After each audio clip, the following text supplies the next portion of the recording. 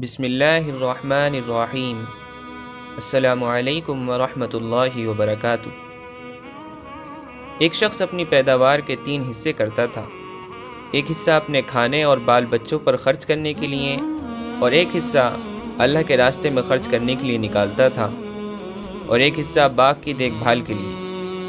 وہ ہمیشہ ایسا ہی کرتا تھا، اس لیے اس کے کھیت میں اللہ تعالیٰ کی طرف سے برکت ہوتی اور اس کی کھیتی ہمیشہ سرسبز رہتی تھی۔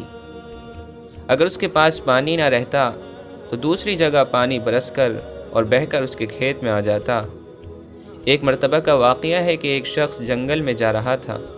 اچانک اس کے کان میں ایک آواز آئی کہ کوئی بادلوں سے کہہ رہا ہے، فلاں کے باغ کو سیراب کرو۔ اس باغ والے کا نام بھی لیا گیا۔ چنانچہ اس بادل نے وہاں سے ہٹ کر ایک پتھریلی زمین پر جا کر خوب موسلادھار پانی برسایا۔ وہ پانی بہہ کر ایک نہر میں جا پہنچا۔ وہ نہر اس شخص کے باغ میں آتی تھی۔ یہ شخص اس پانی کے ساتھ چلا کہ دیکھے کہ کیا ماجرا ہے اور کس بزرگ کی کرامت ہے۔ وہ نہر کے کنارے کنارے چل کر اس باغ میں پہنچ گئے۔ یہ پانی اس باغ میں نالیوں کے ذریعے پہنچ گیا۔ اس باغ میں ایک بزرگ پانی کو ادھر ادھر کر رہے تھے۔ اس راہگیر مسافر نے ان سے دریافت کیا کہ حضرت آپ کا نام کیا ہے؟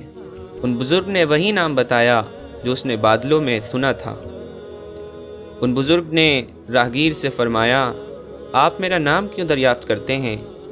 اس مسافر نے کہا، میں نے اس بادل میں جس کا یہ پانی ہے ایک آواز سنی کہ فلاں شخص کے باغ کو سیراب کرو۔ اس نے آپ ہی کا نام بتایا تھا۔ وہ بادل برسا اور پانی اس نہر میں بہہ کر آیا۔ اس عجیب و غریب واقعے کی تلاش کے لیے میں پانی کے ساتھ ساتھ آیا کہ میں چل کر معلوم کروں کہ وہ کیسے بزرگ ہیں۔ تو حضرت آپ کیا کرتے ہیں؟ ان بزرگ نے فرمایا کہ جب آپ نے دریافت کر لیا ہے تو میں کہتا ہوں کہ میں اس باغ کی پیداوار کے 3 حصے کر ڈالتا ہوں۔ ایک حصہ اپنے بچوں کے لیے اور ایک حصہ باغ کے خرچ کے لیے اور ایک حصہ اللہ تعالیٰ کے راستے میں خرچ کر ڈالتا ہوں۔ اس لیے جب میرے باغ کو پانی کی ضرورت ہوتی ہے تو قدرت کی طرف سے اس کا انتظام ہو جاتا ہے۔ اس لیے دوستو، اگر اللہ تبارک و تعالی نے ہم میں سے کسی کو اپنی نعمتوں سے نوازا ہے، ہم کو مال و دولت دیا ہے، تو ہمیں اپنے مال و دولت میں سے کچھ حصہ اللہ کے راستے میں خرچ کرنے کے لیے نکالنا چاہیے۔